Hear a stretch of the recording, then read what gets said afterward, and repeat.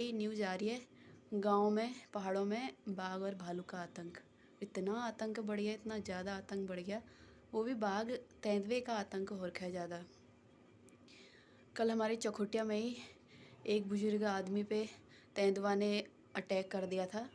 और फिर उससे 1 दिन पहले 2 महिलाओं पे भालू ने अटैक कर दिया था।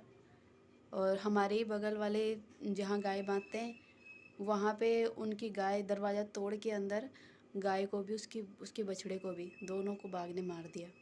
इतना ज़्यादा आतंक बढ़ रखा है गांव में, इतना ज़्यादा क्या ही बताएं। एक तो वन विभाग वाले आते जब हैं तो पिंजरा लगाते हैं, फिर पकड़ तो लेते हैं तेंदुए को या बाघ को भालू को, फिर आगे कहीं जंगल में छोड़ देते हैं।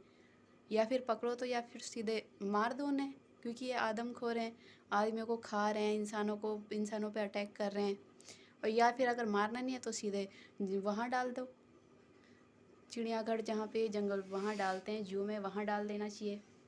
लेकिन ऐसा करते नहीं है ये लोग, मारते भी नहीं है, बस आगे जाके जंगल में छोड़ देते हैं। इसीलिए ज़्यादा आतंक बढ़ गया है। पहले हमारे गांव में तेंदुए इतने थे भी नहीं। पहाड़ों में बाघ बाघ होता था, बाघ भी बहुत कम आता था गांव में। और आता भी था तो अगर जब जैसे कोई जानवर वगैरह उसको खा लेता था, लेकिन इंसानों पे कभी अटैक नहीं करता था, बहुत कम। लेकिन अब तेंदुए का ही आतंक बढ़ गया है।